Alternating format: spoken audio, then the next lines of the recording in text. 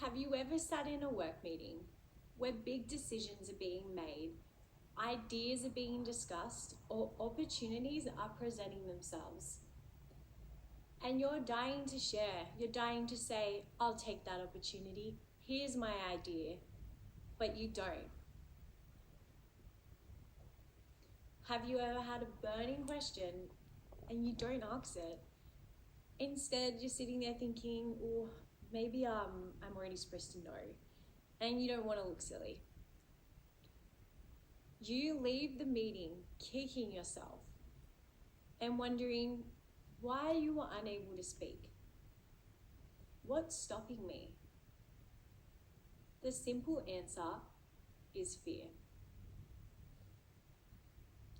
Fear can have such a strong power that it shuts the body down and triggers a self-censoring instinct, and it holds you back from being able to speak, being able to move, or do anything within that moment of fear.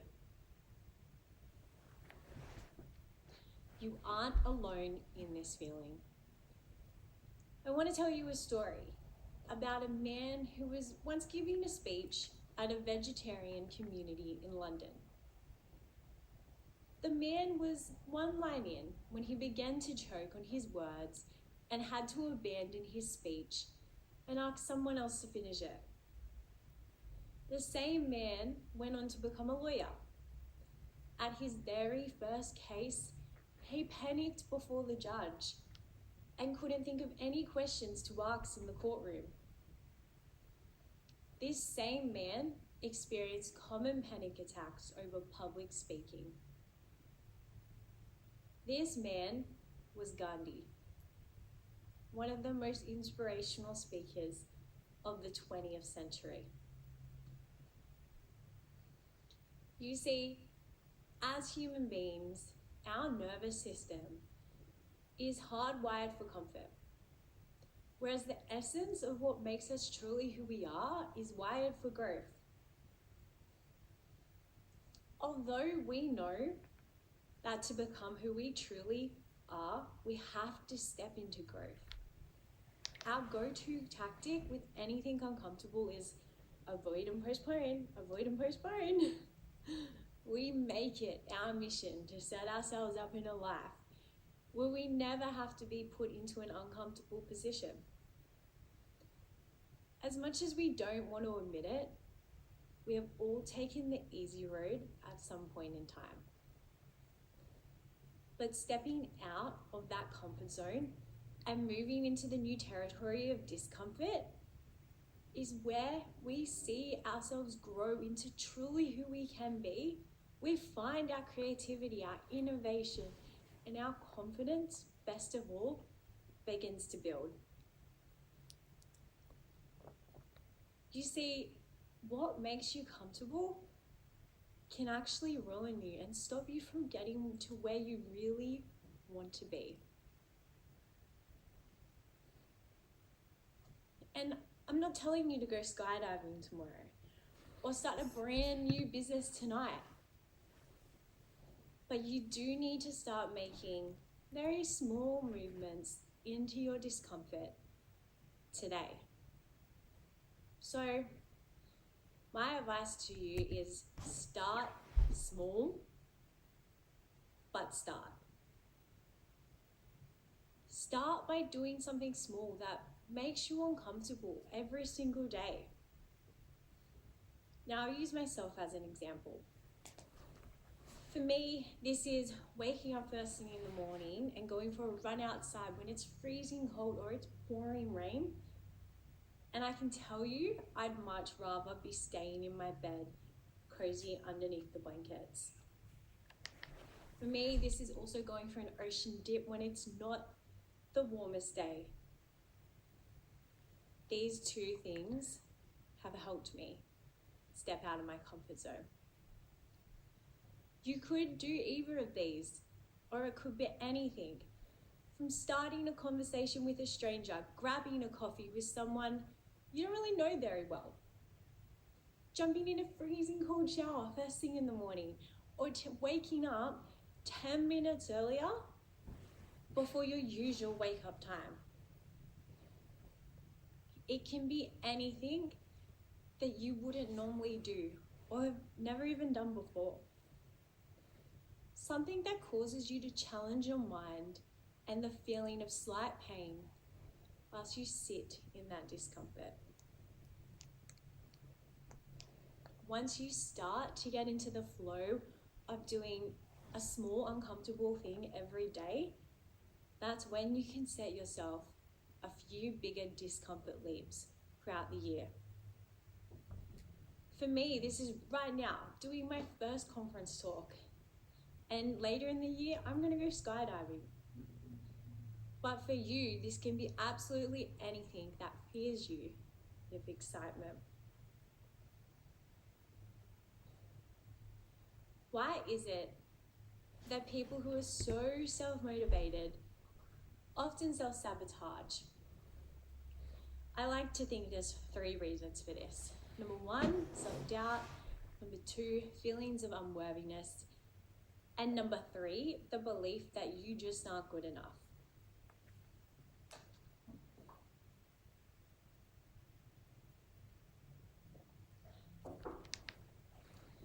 Now, I want to tell you about this really interesting study.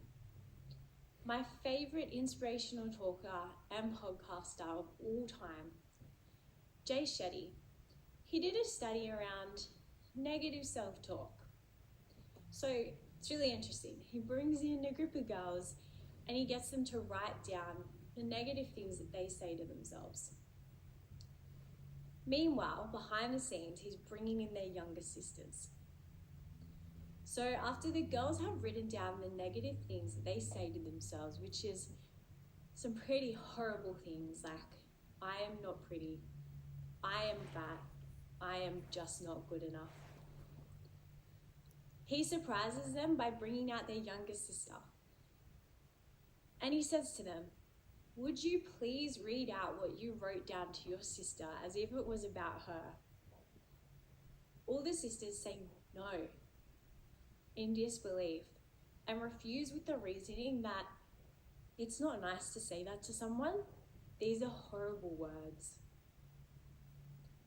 I want you to really take that in.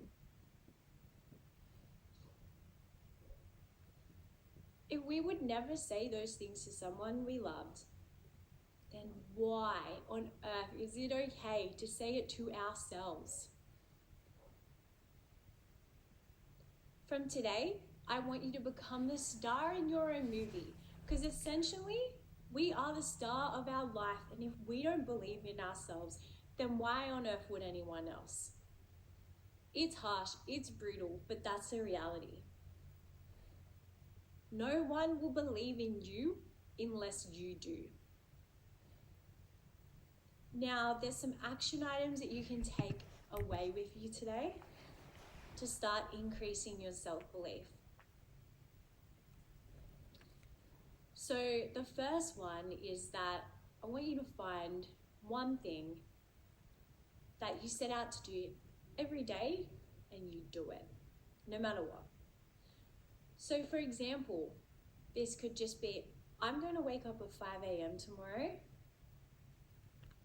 or I'm going to wake up at 5 a.m. and I'm going to do 5 push-ups, and you do it. You get it done. This is a great way of proving to yourself that you can actually get something done, and you begin to believe you can achieve the things that you set out to do. Now, the second tip that I have for you is a combination of visualizations and affirmations. Now with these two, I do believe they have to be done alongside action. Just keep in mind that if you're just doing them on your own, nothing will really stem from this. But if you are able to visualize yourself doing something when the opportunity presents itself, then you're much more likely to say yes to it because you visualize yourself doing it. You know that it is actually possible to say yes and get it done. With affirmations, I would recommend starting with an affirmation that's very specific and around comfort. So this could be, when the opportunity presents itself, I will say yes. Or it could be, I will be okay because I am here for myself. The one that I like to say to myself every morning is, I will be okay because I am exactly where I'm supposed to be in my life right now. Now, the final tip that I want you to start implementing into your daily routine to increase self-belief is every single night, I want you to just write down on a piece of paper, I am proud of myself because I achieved this. Just write down one thing from that day that you're proud of, and you're like, wow, I actually did that. I got that done. That's amazing. Now, I want to share another story with you. Google undertook research to find out what makes the perfect team. The experiment was led by Abir Debir, a manager of Google's People Analytics division.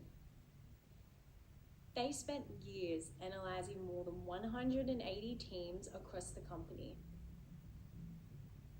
Google discovered within their teams that the number one thing that determines success was psychological safety.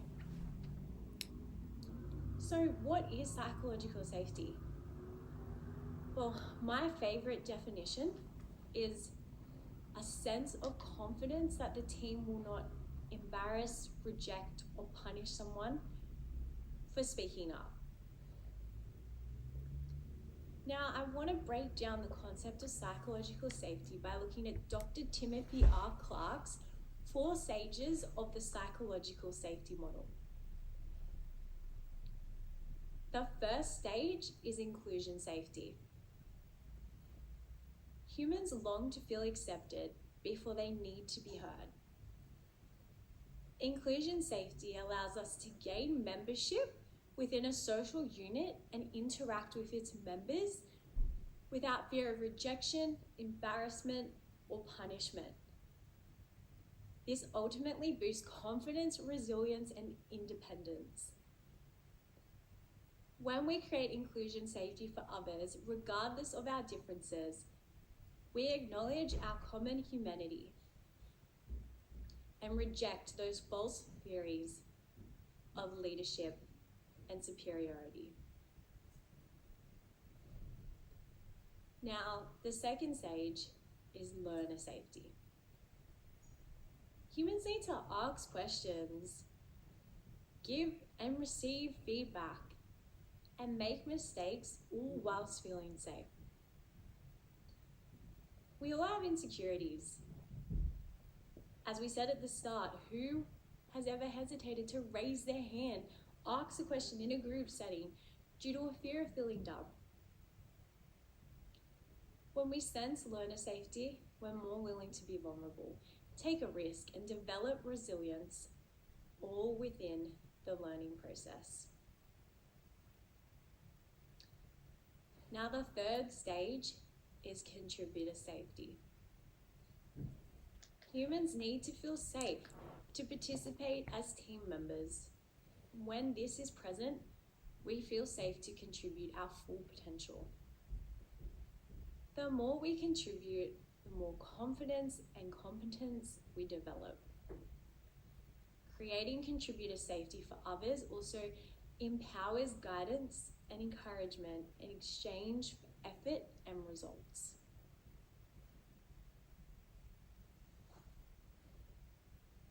Now, the fourth and final stage is challenger safety.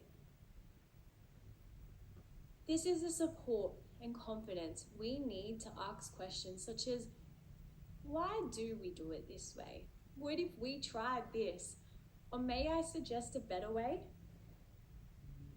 It allows us to feel safe to challenge the status quo without retaliation or the risk of damaging our personal reputation.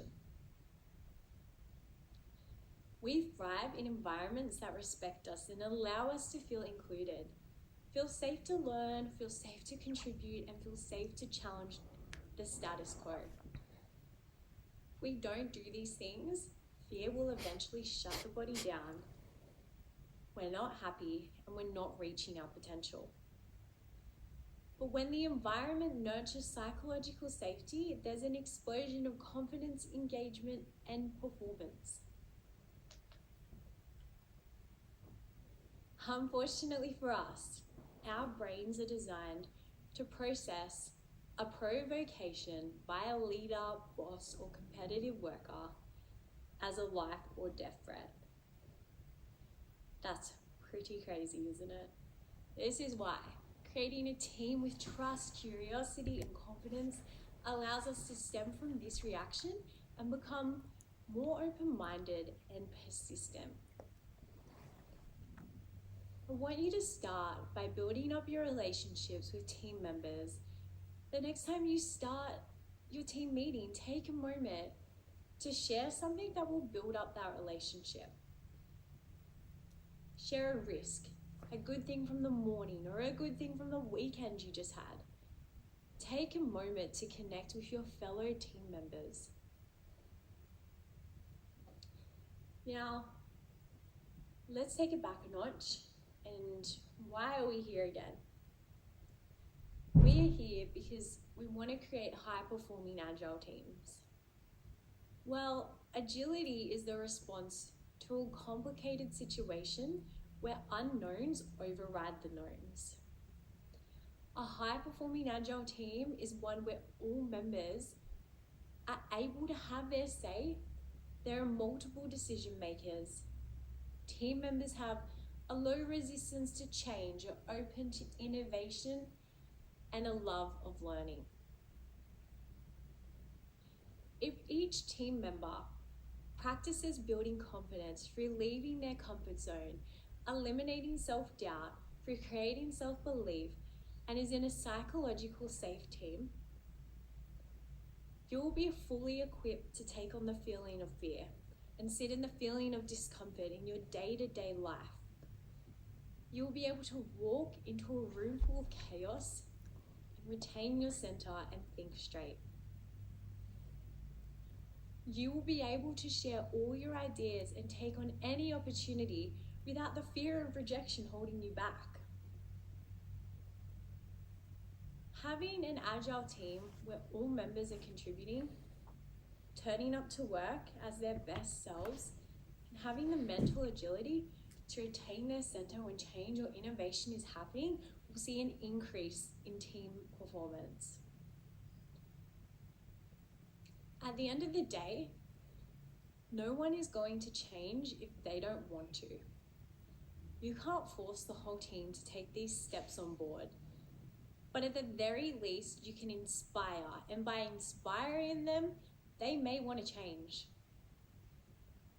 If each member of your team were working on themselves every day before work, imagine when they all come together, surrounded by like-minded people who they trust, they feel safe with, what could possibly be achieved? Be the difference in your team. Thank you.